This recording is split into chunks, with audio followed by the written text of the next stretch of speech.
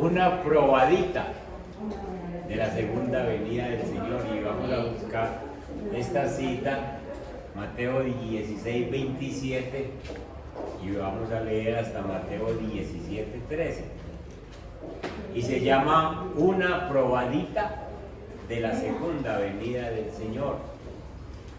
Nosotros muchas veces decimos, sí sabemos de la segunda venida del Señor, pero no sabemos que en la Biblia se nos ha dejado una prueba o una probada más bien de que el Señor Jesús, de cómo va a ser esa segunda venida del Señor.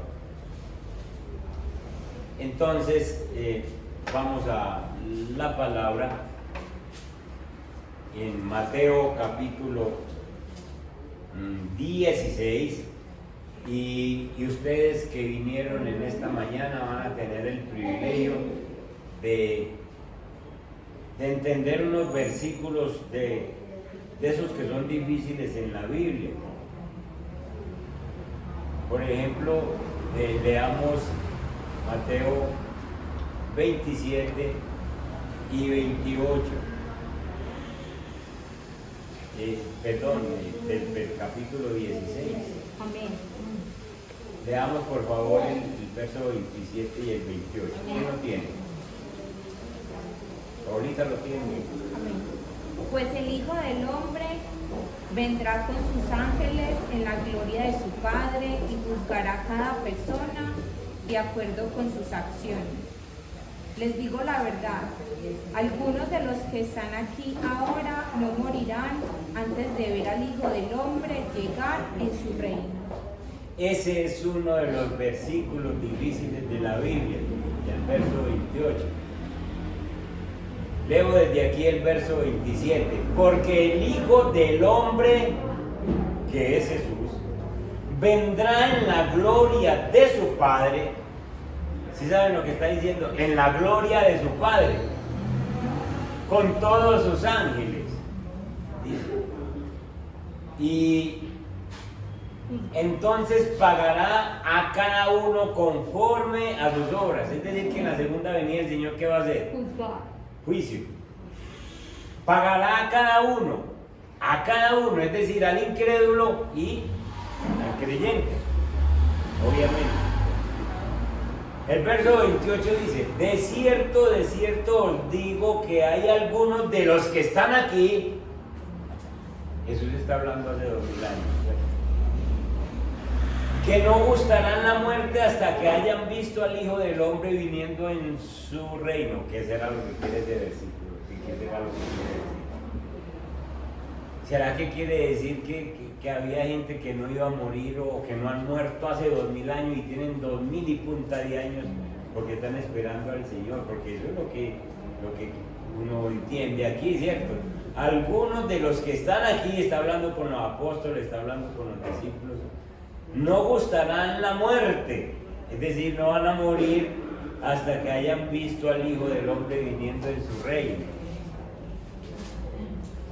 6 días después, capítulo 17, Jesús tomó a Pedro, a Jacobo y a Juan, su hermano, y los llevó aparte a un monte alto, y se transfiguró delante de ellos, y resplandeció su rostro como el sol, y sus vestidos se hicieron blancos como la luz, y aquí les aparecieron Moisés y Elías hablando con él.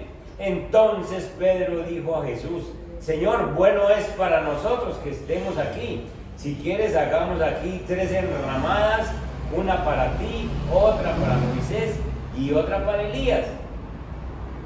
Mas él aún hablaba, mientras él aún hablaba, una nube de luz los cubrió.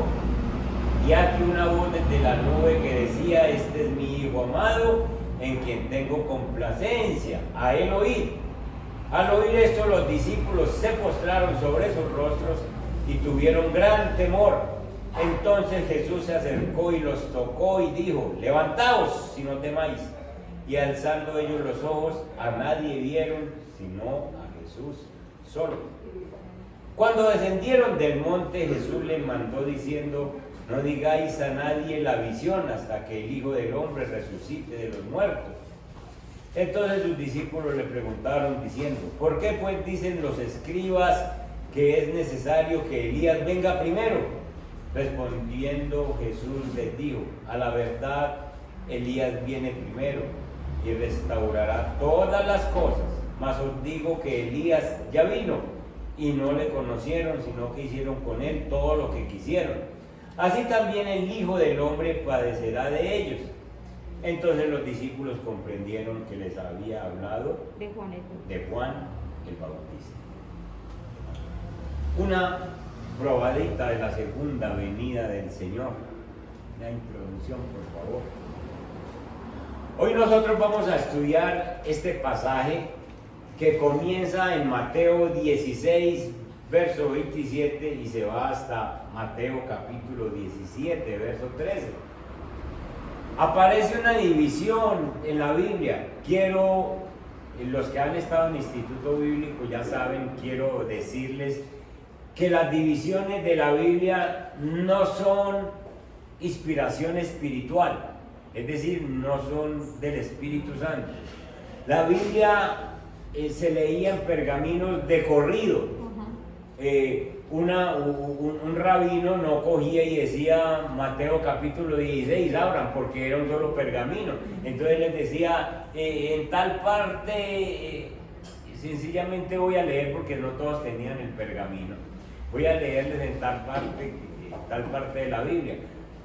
Los estudiosos más tarde decidieron que para que nosotros seamos beneficiados, entonces dividieron la Biblia en versículos y capítulos para ayudarnos a nosotros, porque qué tal que yo les dijera, voy a leerles en Mateo, busquen en la página a ver si encuentran igual donde yo estoy. Entonces sería un problema muy engorroso que ustedes encontraran una dirección bíblica.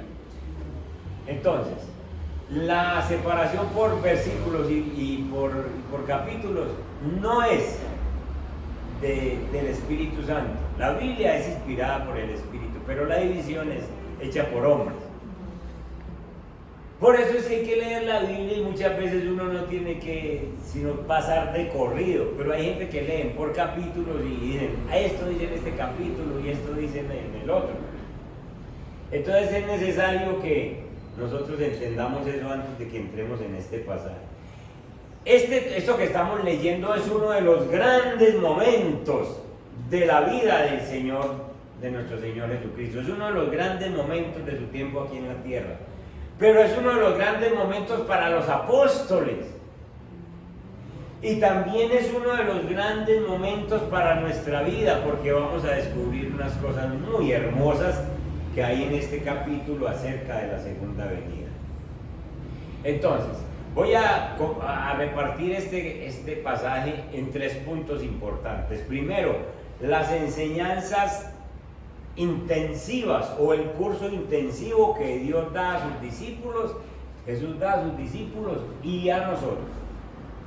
Segundo, las enseñanzas que Dios nos da para que nosotros seamos sus discípulos, las condiciones. Y tercero, es la probadita de la segunda venida del Señor. Vámonos con el primero. Enseñanzas intensivas de Jesús a sus discípulos y a nosotros. Nos centramos en el capítulo 16. Es sorprendente, es maravilloso ver cuántas verdades grandes son presentadas en este capítulo. El contexto del capítulo nos recuerda que Jesús está por ir a la cruz, le faltan unos cuantos meses por ir a la cruz cuando está dando estas enseñanzas. Y entonces se acerca a grandes pasos el momento de la cruz. Y conforme se acerca a ese momento, Jesús percibe que sus discípulos, su gente, necesitan un curso intensivo de quién es Jesús. Un curso intensivo. ¿Qué es un curso intensivo? Es algo que se da de inmediato, rapidito, porque no hay mucho tiempo. Y entonces lo invito a un curso de un día donde vamos a ver todo el Antiguo Testamento y es un curso intensivo. ¿Qué quiere decir? Que en un día le van a enseñar el Antiguo Testamento. ¿Qué tiene que hacer usted? Disponerse, no distraerse, no salir a tomar tinto, no salir ni a tomar agüita, nada, sino curso intensivo. Entonces Jesús dice que es necesario que le dé un curso intensivo de quién soy yo a estas personas, con el fin de preparar a sus apóstoles para lo que se viene, para lo que tienen que soportar, persecuciones, van a soportar, les va a tocar la resurrección de Jesús, les va a tocar la ascensión de Jesús, les va a tocar un ministerio en Hechos de los Apóstoles, les toca un ministerio después. Entonces Jesús entiende que es hora de darles un curso intensivo. Entonces es un momento de unas enseñanzas profundas e intensas, y en el capítulo 16 en particular, Él comienza a hablarles de todo lo que está involucrado en el corazón del Evangelio, todo lo que es el Evangelio, todo lo que ellos tienen que enseñar. Por ejemplo, en el capítulo 16, verso 13, dice la palabra que viniendo Jesús a la región de Cesarea. Cesarea es otra cosa. Sí, Cesarea es Viniendo a la región de Cesarea de Filipo, preguntó a sus discípulos diciendo: ¿quién dicen los hombres que es el Hijo del Hombre? Ellos dijeron: unos Juan el Bautista, es decir, unos dicen que es Juan el Bautista, otros Elías, y otros dicen que es Jeremías o alguno de los profetas. Entonces Jesús no se queda con eso, sino que Jesús, como está en un curso intensivo, les dice: bueno, eso dicen por allá, ustedes, yo necesito saber. Él les dijo: ¿y vosotros quién decís que soy yo? ¿A qué los está llevando en el curso intensivo? A que se aseguren de que estén diciendo toda la misma cosa, la misma verdad, y lo tengan en su corazón. Y entonces respondió Simón Pedro: tú eres el Cristo, el Hijo del Dios viviente. Entonces él le respondió: bienaventurado eres Simón, hijo de Jonás, porque no te lo reveló carne ni sangre, sino mi Padre que está en los cielos. Entonces en el curso intensivo con sus discípulos, con sus apóstoles, Jesús se asegura de que todos piensen lo mismo, de que todos digan lo mismo: tú eres el Cristo, el Hijo del Dios viviente. Entonces yo me imagino a Jesús como maestro diciendo: hey, Juan, ¿quién soy yo? ¿Qué fue lo que acabó de decir Pedro? Señor, que usted es el Cristo, el Hijo del Dios. Muy bien, Juan.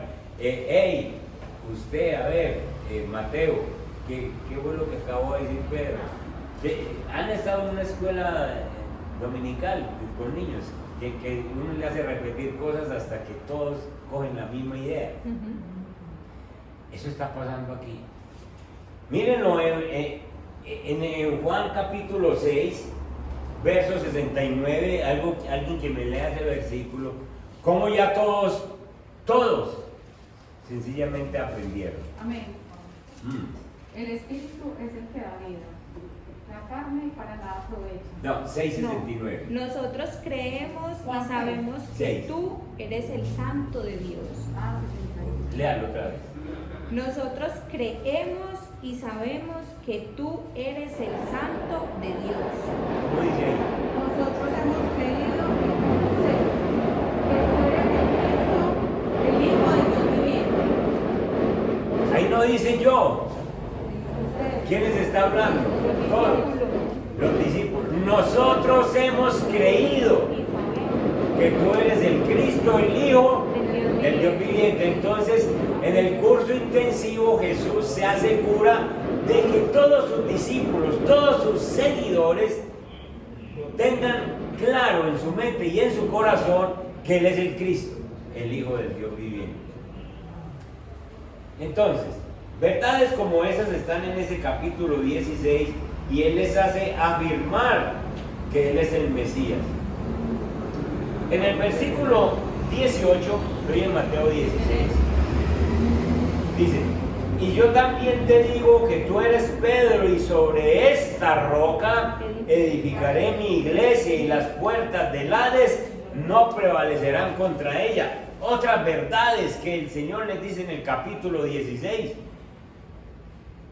La verdad es que voy a edificar la iglesia no sobre Pedro, como dicen los tradicionales. La iglesia será edificada sobre la afirmación que acaba de decir Pedro. La afirmación es: tú eres el Cristo, el Hijo del Dios viviente, y sobre él edificaré mi iglesia. La iglesia está edificada sobre Jesús. Sobre Cristo. Sobre Cristo. Por eso es que la iglesia no se acaba. Amén. Por eso es que la iglesia pasan cosas, persecuciones y cantidad de situaciones, y la iglesia no se termina, porque la iglesia no está parada en fundamentos humanos. Amén. La iglesia está parada sobre Cristo, que es el fundamento principal. Amén.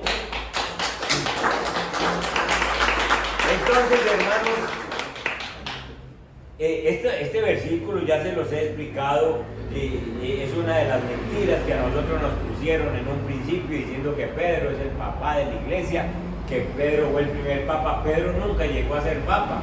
De hecho, el dirigente de la iglesia en el tiempo de Pedro era ¿quién?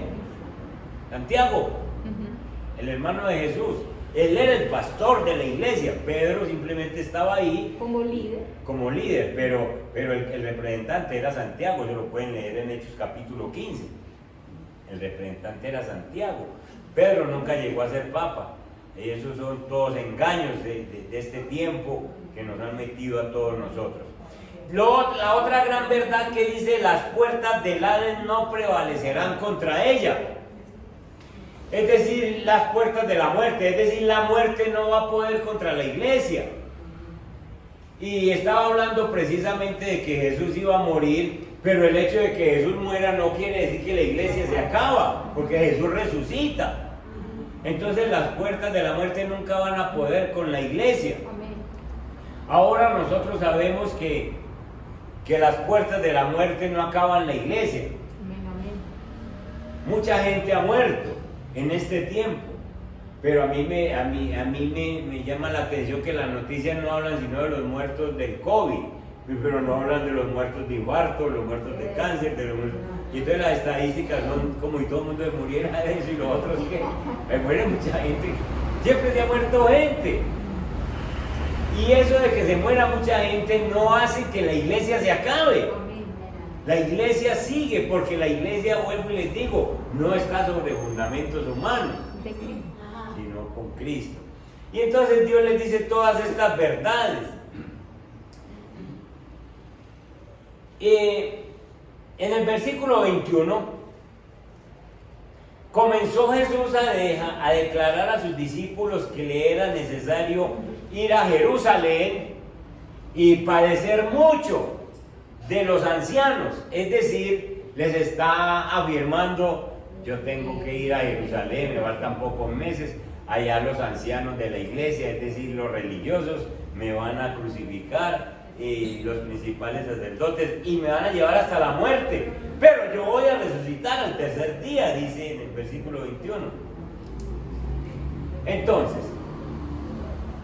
Jesús les da un poco de enseñanzas y les está diciendo cuál es el poder que tiene su reino, porque sencillamente Él va a morir pero va a resucitar. Entonces le está diciendo a la gente: mi reino no es cualquier cosita, mi reino es poderoso.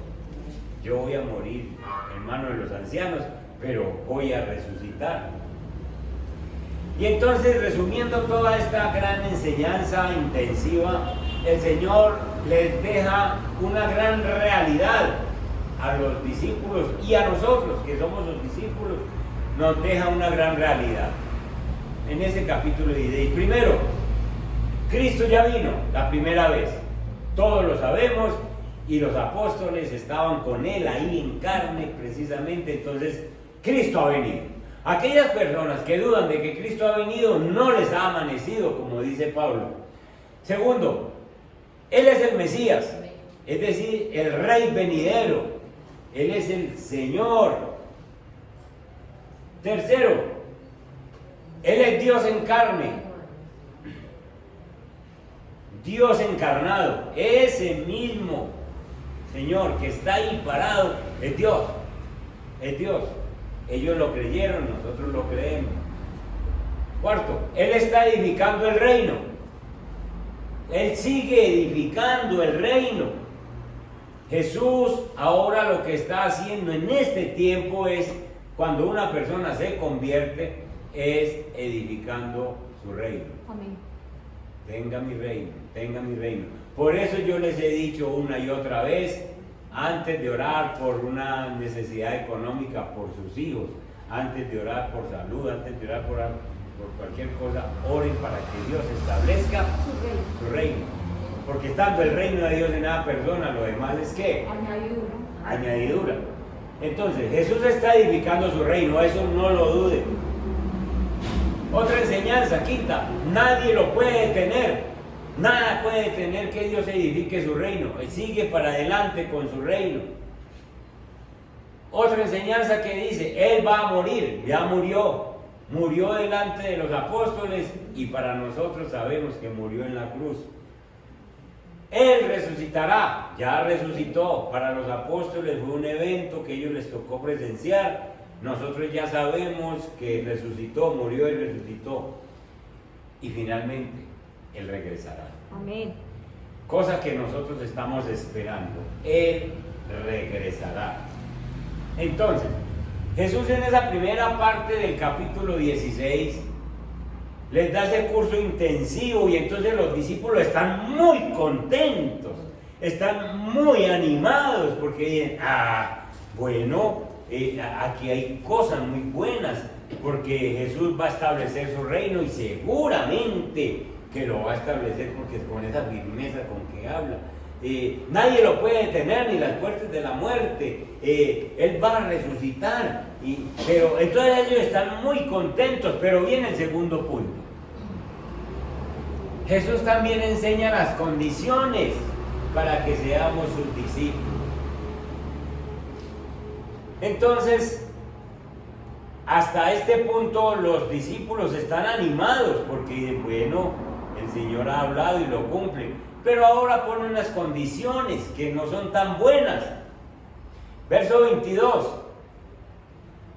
Entonces Pedro, tomándolo aparte, comenzó a reconvenirle diciendo, Señor, ten compasión de ti, en ninguna manera esto te acontezca. Este Pedro es tremendo, hermano. Acaba de decir, tú eres el Cristo, el Hijo del Dios viviente. Y enseguida como el hombre, el valiente, el fuerte que Jesús dice que va a resucitar, que va a morir y que va a resucitar, y le dice, Señor, porque que eso no le haya pasado a usted como el ocurre. Entonces, un momento en el espíritu y otro momento en la carne completamente.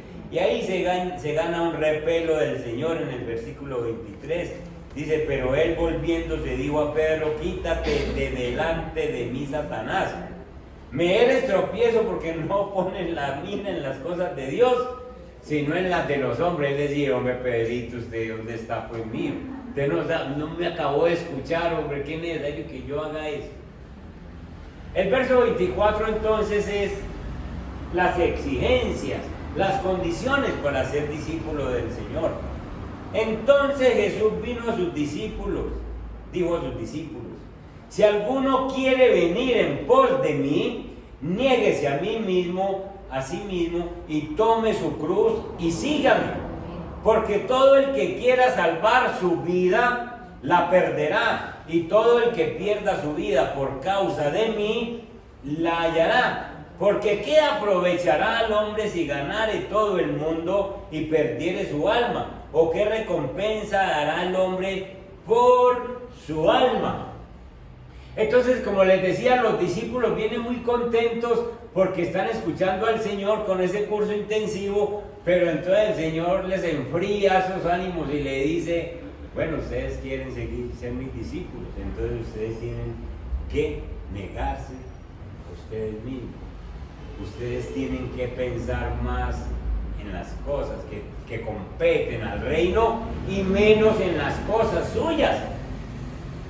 Y Jesús, que está en esa conversación todavía, en ese curso intensivo, les dice, estas son las condiciones de una persona que quiere ser mi discípulo. Entonces, para nosotros hoy, si tú quieres ser un cristiano, si tú de verdad quieres seguir a Jesucristo, si tú dices que le perteneces a Jesucristo, si tú quieres identificarte con Cristo, si tú quieres ser uno de Él, uno de los suyos, si de verdad quiere entrar a su reino, entonces usted simplemente tiene que cumplir el verso 24. Dice, niéguese a sí mismo y tome su cruz y siga. ¡Qué dificultad! Entonces a los discípulos se les bajó los ánimos, porque llegaron y dijeron, no, todo venía muy bueno, pero el Señor se está poniendo muy pesado.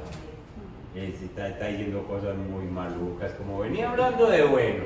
Y ahora dice que tengo que negarme a mí mismo y que tengo que tomar mi cruz y seguirle.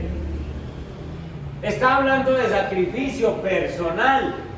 Está hablando de negación personal. Está hablando a cada uno de nosotros y nos está diciendo, tú quieres ser en realidad mi discípulo. Entonces, no hagas lo que tu carne te dicta, lo que tu carne te pide, lo que tu carne te exige, sino que haz mi voluntad. A mi voluntad le dices sí, y a lo que te dice la carne le tienes que decir no.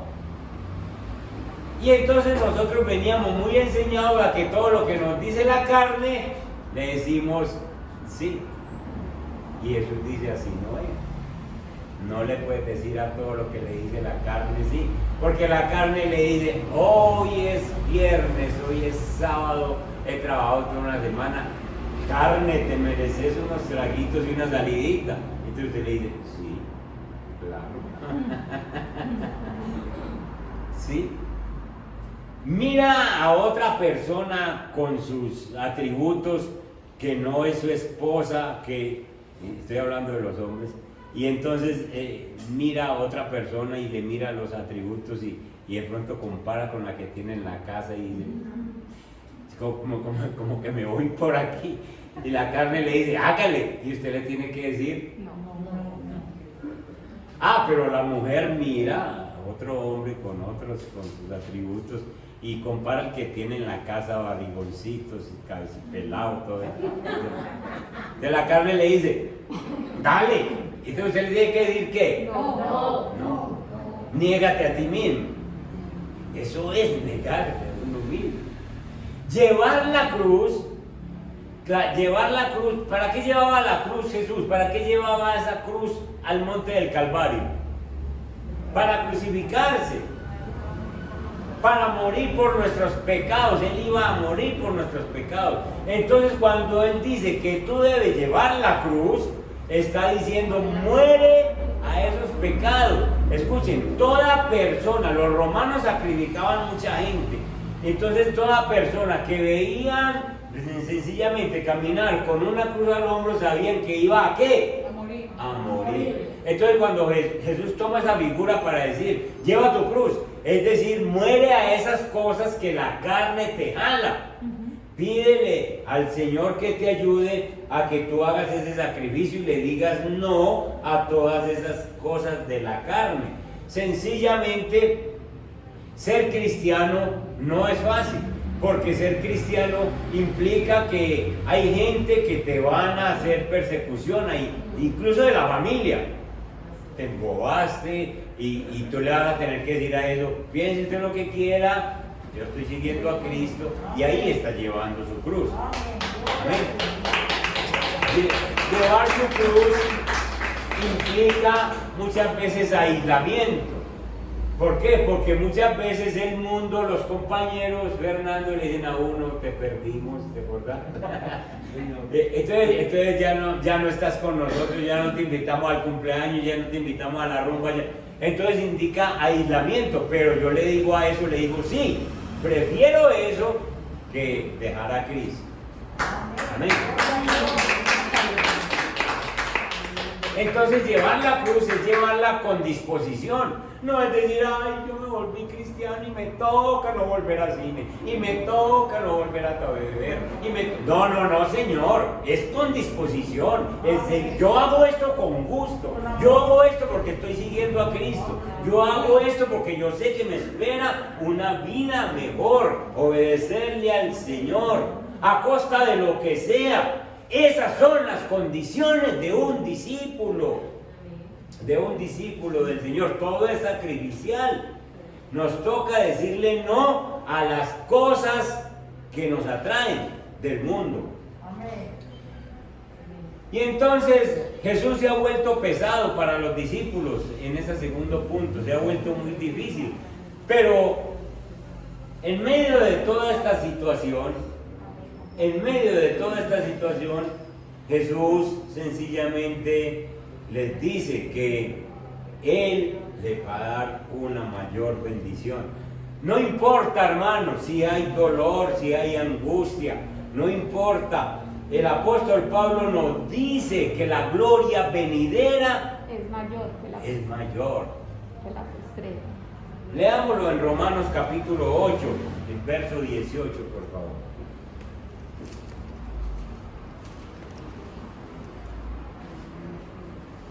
Romanos 8, 18. Amén. Dale. Pues tengo por cierto que las aflicciones del tiempo presente no son comparables con la gloria venidera que en nosotros ha de manifestarse. ¡Qué belleza de versículo!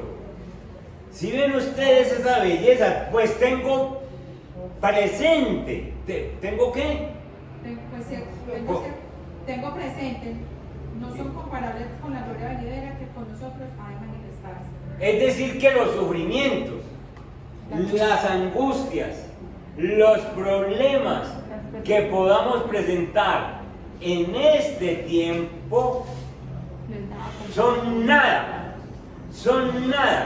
comparables con la gloria venidera que en nosotros ha de manifestarse. Entonces usted ahora le dice no a un placer. Usted ahora le dice no a una situación pecaminosa que parece que la carne le desea, que le parece que porque todo el mundo lo hace, eso es bueno. Usted le dice a eso no, pero se está ganando la gloria venidera, se está ganando la bendición que el Señor tiene en tiempos futuros para nosotros. Amén. Pues tengo por cierto que las aflicciones, lo que yo sufra en el tiempo presente, no son comparables con la gloria venidera que en nosotros ha de manifestarse. Entonces usted ahora está pasando pruebas, está pasando dificultades, está pasando alguna situación. El apóstol Pablo le manda a decir en esta mañana, eso es nada mío, usted espere lo bueno. Amén. Que los tiempos para la segunda venida con nosotros son muy buenos, bendecidos, donde veremos esa gloria venidera. Amén. Y entonces viene la probadita, tercero, la probadita de la segunda venida del Señor. Entonces, después de que los apóstoles están como tristongos porque el Señor les acaba de decir que tienen que llevar su cruz, al principio del curso intensivo estaban fortalecidos. Cuando el Señor los llama a ser los discípulos, tienen un bajón. Pero en el versículo 27 está esa promesa preciosa. Porque el Hijo del Hombre vendrá en la gloria de su Padre con sus ángeles y entonces pagará conforme a cada uno a sus obras. Es decir, entonces con este versículo el Señor tiene una forma de enseñar preciosa. El Señor vuelve y los anima. Vuelve y les dice, es como si le diera, hombre, no todo es malo, yo voy a venir, pero voy a venir con toda gloria, no como me están viendo ahora, sino que voy a venir con toda gloria, con poder. Yo voy a venir con los ángeles del cielo y entonces voy a poner a cada uno en su sitio. Si ustedes son mis discípulos, ustedes estén tranquilos porque ustedes tienen una gran bendición. Si no son mis discípulos, cuídense, sencillamente porque a cada uno le voy a pagar conforme a sus obras. Esto les sube el ánimo. Este versículo 27 es la primera revelación clara en la vida del Señor de su segunda venida. El Señor está revelando su segunda venida y apenas no ha subido a la cruz, pero ya está revelando su segunda venida. Esta es una gran verdad que los discípulos están escuchando. Es una gran verdad. Él es el Mesías, Él es el Dios en carne, Él va a edificar su reino, nadie lo puede detener, Él morirá y resucitará, pero Él regresará en gloria plena y refulgente. Esto entonces constituye el gran mensaje del Evangelio, el cual se convierte en el tema de Jesús. Jesús les predica todo este tema siempre que está con los discípulos. Lo que pasa es que los discípulos no aprenden ni le creen hasta que Jesús no muere y resucita. Pero Jesús está hablando de esa segunda venida y les promete y les dice: no todo es malo, yo voy a venir y voy a poner cada cosa en su sitio. Ya les dije que los profetas hablaron de esto. David habló de esa segunda venida. Todos en el Antiguo Testamento, muchos profetas, Isaías también habló de esa segunda venida. Entonces Jesús simplemente les está diciendo: lo que dijeron los profetas se va a cumplir, yo vuelvo. Nuestro Señor, en medio de estos versículos, añade una dimensión muy importante a que la última apariencia de Jesús en la tierra no es de un hombre que vino y fue crucificado, porque eso es lo que tenemos en la mente, eso es lo que tiene en la mente mucha gente. Ah, no, ese Señor vino una vez, lo crucificaron, murió y listo, lo resucitó.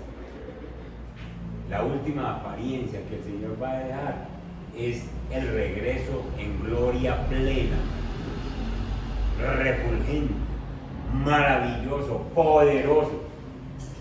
La primera vez Él vino, fue rechazado, le hicieron la vida imposible, lo llevaron a la muerte, fue ejecutado como un criminal, fue despreciado. Pero la segunda vez que Él venga será en gloria. Ahí lo dice en el versículo 27, el Hijo del Hombre vendrá en la gloria de su Padre con sus ángeles. Será en majestad, será en dominio, será en poder y será adorado como Él es, como el Rey de Reyes y el Señor de Señores. Él vendrá en gloria, Él vendrá en esa gloria maravillosa que Él ha prometido. Escuchen, el versículo 27 tiene dos connotaciones, si ustedes lo ven. Tiene una connotación de esperanza para los que lo esperamos, pero tiene una connotación de advertencia para los que no conocen al Señor. Como juicio. Como juicio. Entonces el versículo 27 es poderoso, porque vendrá en la gloria de su Padre con sus ángeles y entonces pagará a cada uno conforme a las obras que ha hecho. Entonces, para nosotros que lo conocemos, oh, gloria a Dios, el Señor viene en poder, viene con sus ángeles, viene refulgente. Pero para los que no lo conocen es una grave advertencia. Porque Él acaba de decir, el que en el versículo 25, porque todo el que quiera salvar su vida, la perderá. Es decir, si usted trata de aferrarse a este mundo, va a perder la eternidad. Si usted se aferra a las cosas del mundo, pierde la vida eterna. Pero si usted sencillamente le dice no a todas las cosas de este mundo, usted se gana la vida eterna. Usted tiene bendición de ganarse la vida eterna. Además dice, ¿de qué le sirve al hombre ganarse todo el mundo si al fin pierde su alma? Hay gente que creen que es que el Señor le va a preguntar cuánto consiguió, cuántas casas tiene, cuántos carros consiguió en la vida. Ni se le ocurra pensar que el Señor le va a preguntar eso. Al Señor eso no le interesa para nada. El día que usted se presente delante del Señor, le va a decir, ¿y Cristo? ¿Dónde está Jesús? ¿Dónde está Jesús? No, yo no lo conocí, es que yo me dediqué a conseguir cosas, a ayudarle a la gente. Al fuego eterno. No te conoce. Al Señor no le interesa nada sino a Cristo, hermano. No, a Dios no le interesa sino que usted tenga a Cristo. Y entonces, usted puede conseguir muchas cosas, pero al fin pierde el alma. Las cosas que usted consigue, usted no las puede llevar para allá. Usted puede tener su BMW, pero usted no puede arrancar con él para el cielo. Eso se queda aquí.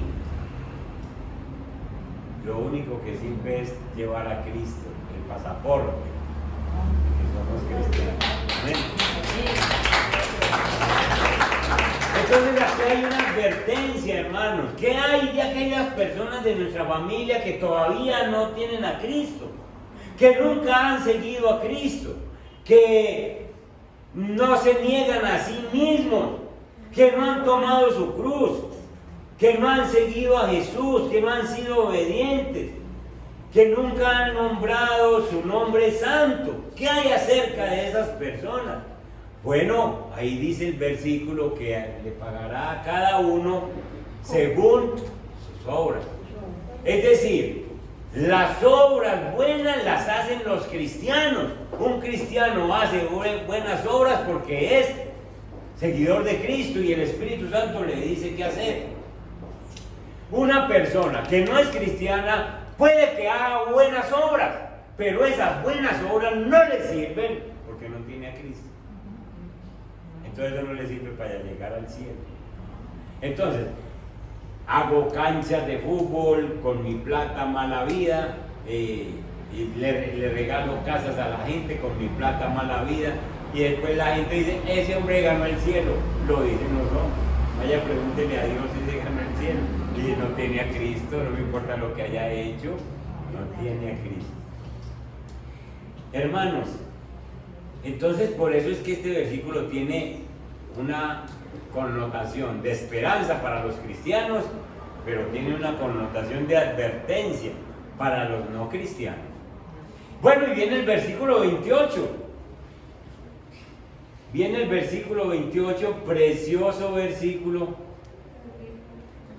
donde dice, de cierto os digo que hay algunos de los que están aquí que no gustarán la muerte hasta que hayan visto al Hijo del Hombre viniendo en su reino. ¿Qué quiere decir ese versículo? Si Jesús predicó eso 2000 años, entonces si yo lo leo así sencillamente digo, ay, el Señor está diciendo que la gente que habían ahí iban a vivir hasta que Él venga, y no ha venido. Entonces hay gente con más de 2000 años. ¿Ustedes conocen un viejito de 2000 años? No. Ni Matusalén, que vivió 960. No lo hay. ¿Cuál es el más viejo que ustedes conocen? ¿De cuántos? ¿De 100? ¿Usted conoce un de 120? No, pero sí lo he visto. ¿Lo ha visto? Bueno, entonces no se refiere a que hay algunas personas que van a quedar hasta que Jesús venga la segunda vez, sino que eso ocurre enseguida. Y como les dije al principio, ojo pues que Dios les está dando una revelación preciosa. Como les dije al principio, la Biblia hay que leerla seguida, entonces ustedes no se pueden parar en el versículo 28, sino que hagan de cuenta que no existe el capítulo 17, sino que siguen leyendo. Y entonces dice, 6 días después, con Jesús es diciendo, Y así 6 días después, ojo pues con esta revelación. Jesús acaba de decir que hay algunas personas, de cierto digo que hay algunos. refiriéndose a los apóstoles. ¿Algunos son qué? 3 apóstoles. 3 que Él va a escoger. 6 días después Jesús tomó a Pedro, a Jacobo y a Juan, su hermano, a 3, algunos, y los llevó aparte a un monte muy alto, y se transfiguró delante de ellos, y resplandeció su rostro como el sol, y sus vestidos se hicieron blancos como luz. ¿Ustedes se imaginan esa maravilla? ¿Ustedes se imaginan lo que está pasando ahí? Jesús está acabando el curso intensivo y entonces Jesús dice, esta gente es débil en la fe. Estos que me están escuchando no creen nada de lo que les estoy diciendo. Les voy a mostrar que yo sí vengo la segunda vez. Les voy a dar una ¿qué? Probadita de mi segunda venida. Amén. Les voy a mostrar que yo sí cumplo, que conmigo es diciendo y haciendo. Y se transfiguró delante de ellos. Es como si Jesús llegara y se subiera allí al monte y se tocara alguna parte, como que prendiera un switch y desaparece la carne y aparece el divino, aparece Dios como va a aparecer en segunda venida, resplandeciente, refulgente, poderoso, con autoridad. Se viene gente del cielo, se vinieron Elías y Moisés. Aquí dice que viene con sus ángeles. Él lo que trajo fue el cielo en ese momento, a la tierra. ¿Cómo va a ser en la segunda venida, hermano? Entonces le mostró sencillamente a esos tres, les dice, ustedes necesitan creerme en lo que yo les estoy diciendo. Les voy a dar una probadita, porque su fe es muy débil. Y para que ustedes entiendan que yo lo que digo lo cumplo. Que yo lo que digo lo cumplo. Y por eso es que el versículo 28 dice, algunos de ustedes no buscarán la muerte o no van a entrar a la muerte hasta que no vean al Hijo del Hombre viniendo en su reino. ¿Qué les está mostrando Él? Su reino, su poder, su gloria. Les está mostrando, yo soy del que les estoy hablando. Esto voy a hacer en mi segunda venida. Entonces reciban ustedes esta pruebita de primero. Entonces, hermanos, esto es meramente sorprendente. Sorprendente. Esto es lo que significa ese versículo 28. De ahora en adelante ustedes sencillamente cojan y enmarquen ese versículo 28 y dicen, por fin lo entendí, por fin me di cuenta leyendo la misma Biblia y enseguida a continuación está la respuesta de la probadita que el Señor da para la segunda venida. Hermanos,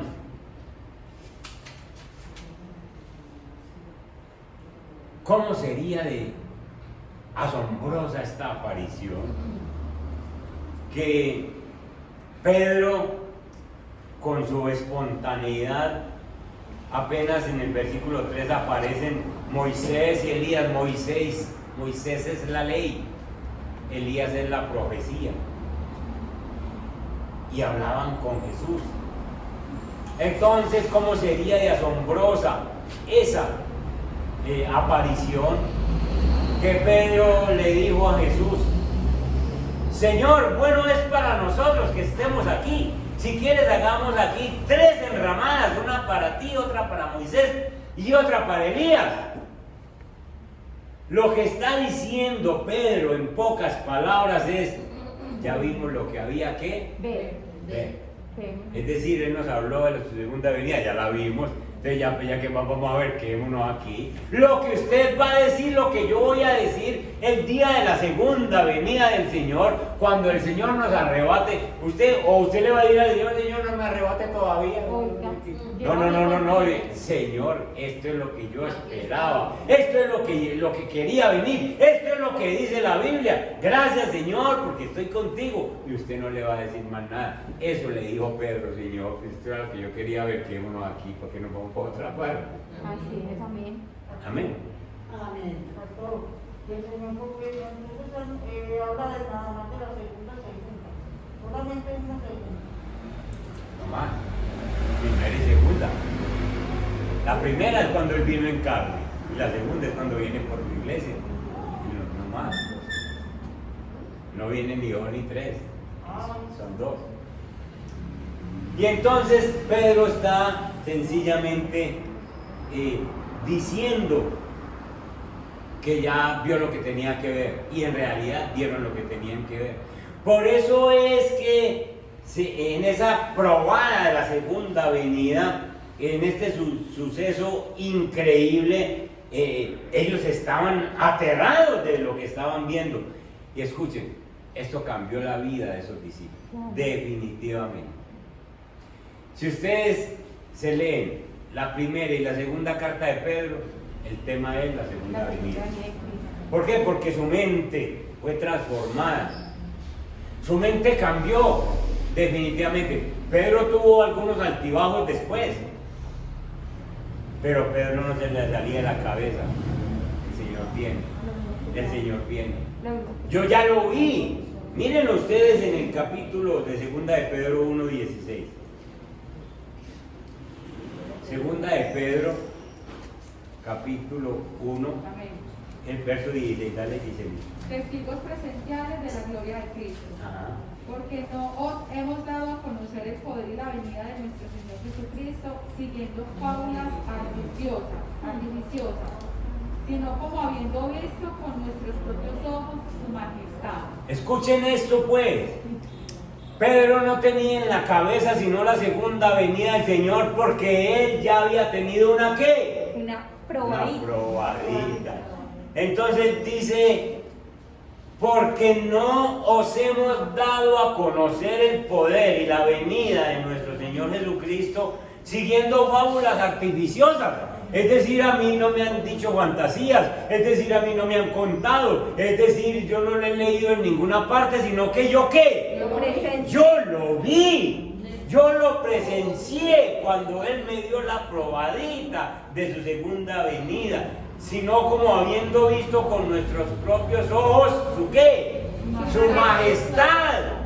El Señor no viene la segunda vez humilde, sencillo, montado en el burrito, como les he dicho, sino que ahora viene con todo su poder, con toda su gloria, con toda su majestad, con toda su autoridad. Entonces no va a haber diablo, ni principado, ni potestad que le estorbe. Amén. Amén. El verso 17 dice: pues cuando él recibió de Dios Padre, honra y gloria, le fue enviada desde la magnífica gloria una voz que decía: este es mi Hijo amado, en el cual tengo complacencia. Verso 18: y nosotros oímos esta voz. ¿En dónde lo oyeron? En el monte. En el monte. Cuando estaban allá oyeron esa. Pedro, Juan y Jacobo oyeron esa voz. Y nosotros oímos esta voz enviada del cielo cuando estábamos en el monte santo. Ese monte no era santo. ¿Cuándo empezó a ser santo? Cuando se transfiguró. Cuando el Señor se glorificó ahí. Amén. Y Pedro ahora lo llama el monte santo. Hermanos, entonces damos gracias a Dios. Damos gracias a Dios que nos permite ver esa probadita de la segunda venida. Pedro y Juan recibieron sencillamente esa probadita y nosotros la estamos recibiendo. Le aconsejo que vuelva y lea capítulo 16 y 17 juntos y usted se ponga a pensar en el resplandor, cómo sus vestidos resplandecieron, cómo su cuerpo cambió, para que ustedes se lleven una imagen de la segunda venida del Señor y ahora digan: yo lo espero de la misma forma. Amén. Pónganse en pie, por favor. Le damos la conclusión.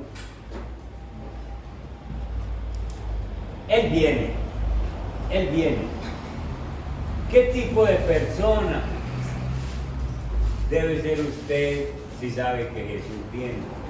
Usted debe ser un discípulo. Usted debe de tomar su cruz. Usted debe de pedirle al Señor diariamente que le ayude a morir a aquellas cosas que todavía el mundo le jalona, le estorba. Usted será juzgado por sus obras. El incrédulo y el creyente somos juzgados por las obras. Nosotros hacemos buenas obras porque el Espíritu Santo nos dirige. El registro de las buenas obras Dios las tiene en su libro y Él lo va a mostrar. Usted no puede esconderse de la segunda venida del Señor. ¿A dónde se va a meter? Si Dios lo va a juzgar, usted no se puede escapar, porque Dios no deja, no hay para dónde escapar. Para aquellos de nosotros que amamos al Señor Jesucristo, hay cierta dulzura en su venida, pero hay una advertencia fuerte para los que no están esperando esa segunda venida. Indudablemente es una promesa llena de esperanza para aquellos que no conocen a Jesucristo. Para que los que no conocen a Jesucristo es una advertencia llena de temor. Padre que estás en los cielos, te damos gracias por la gran verdad que nos has hablado hoy. Jesús viene, ya dio su probadita, Señor, para los apóstoles y para nosotros que podemos leer la Biblia y entenderla. Gracias por decirnos que nosotros tenemos esa gran esperanza en Él y que por lo tanto nos vamos purificando así como Él es puro. Cada día que amanece es una gran oportunidad para que nos purifiquemos. Oh Señor, que nosotros, mientras esperamos la segunda venida de Jesucristo, aprendamos cómo debemos ser. Aprendamos a llevar nuestra cruz y morir aquellas cosas que nos estorban. Y que sepamos que la única manera en la que hacemos buenas obras es permaneciendo en Cristo. Señor, nosotros te necesitamos. Oramos para que seas tu Espíritu Santo trayendo el convencimiento a los corazones de nuestros familiares, que podamos aprender de este pasaje y enseñarle a los que nos escuchan, a todo el que nos abra la puerta, de que tú ya diste una probadita de tu segunda venida. Señor, gracias por bendecirnos. Tú entregaste tu vida por nosotros y vuelves y vienes por nosotros, Señor. Ayúdanos a estar listos para esa segunda venida. En Cristo Jesús oramos. Amén y amén.